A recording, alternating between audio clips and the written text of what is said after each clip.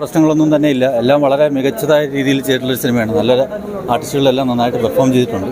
കഥയും നല്ലതാണ്, എൻ്റർടൈനിങ് ആണ്. വ്യത്യസ്തത എന്ന് പറഞ്ഞാൽ നമ്മൾ പ്രഡിക്റ്റബിലിറ്റിയുടെ സബ്ജക്റ്റ് അങ്ങനെയൊക്കെ ആലോചിച്ച് കഴിഞ്ഞാൽ അതിന് നമുക്ക് മനസ്സിലാവും. But still to the end entertaining ആണ്. നമ്മൾ ഒരു രീതിയിൽ നമ്മളെ ചിന്തിപ്പിക്കുന്നില്ല, നമ്മളെ കൂടെ കൊണ്ടുപോകണം. സിനിമ വളരെ നല്ല സിനിമയാണ്. അങ്ങനെയൊന്നുമില്ല, കൊള്ളാം, നല്ല കഥയാണ്. ഒരു മാക്സിമം നന്നായിട്ട് ചെയ്തിട്ടുണ്ട്, കൊള്ളാം, എനിക്ക് ഇഷ്ടപ്പെട്ടു. സ്പോർട്സ് ആണ്, മൊത്തം സ്പോർട്സ് റിലേറ്റഡ് ആണ്, കൊള്ളാം, നല്ല ഒരു ഇൻസ്പിറേഷൻ മൂവി എന്ന് പറയാൻ പറ്റുമോ? പറയാം. പക്ഷേ നമ്മൾ ഫുള്ള് സ്പോർട്സ് അല്ല, അതിൻ്റെ പാരലായിട്ടൊരു ഗ്രാമീണ കഥയും കുടുംബ പശ്ചാത്തലവും ഫ്രണ്ട്ഷിപ്പും സ്കൂളും കാലഘട്ടമൊക്കെ പറഞ്ഞു പോകുന്നൊരു കഥയാണ്. ഒരുപാട് വലിയ താരതരങ്ങളൊന്നുമില്ല, എന്നിരുന്നാൽ പോലും കുഞ്ഞു കുഞ്ഞു താരങ്ങളാണെങ്കിൽ പോലും അത് ഗംഭീരമായിട്ട് വന്നിട്ടുണ്ട്.